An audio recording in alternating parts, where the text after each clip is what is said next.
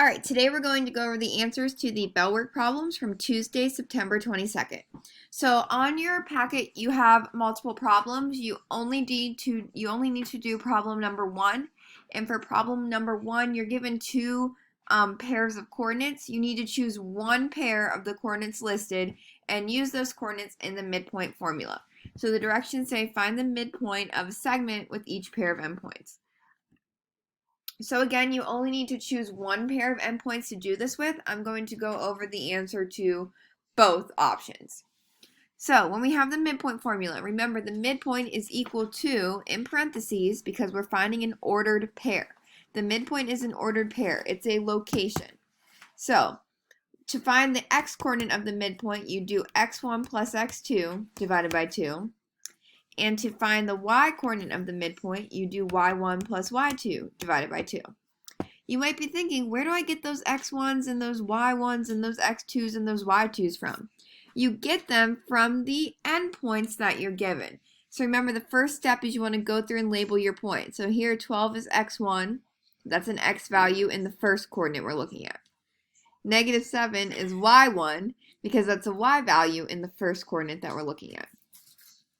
Negative 6, that would be x2. It's the x value in the second coordinate that we're looking at.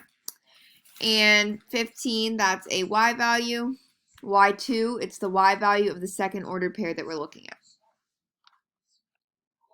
So then from there you go through and you substitute in what you know. So the formula turns into m equals 12 plus negative 6 divided by 2, comma, negative 7 plus 15 divided by 2. You can see here I just typed this in Desmos and it calculated it for me. I got that the midpoint is equal to 3, 4. So the ordered pair 3, 4 is the midpoint of a segment with endpoints at 12, negative 7, and negative 6, 15.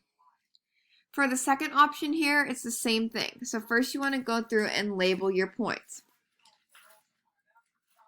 Negative 17, that's our x1. It's the x-coordinate at the first ordered pair that we're looking at.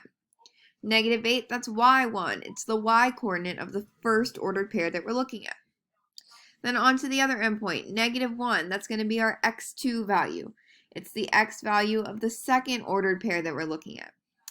11, that's going to be y2. It's the y value of the second ordered pair that we're looking at.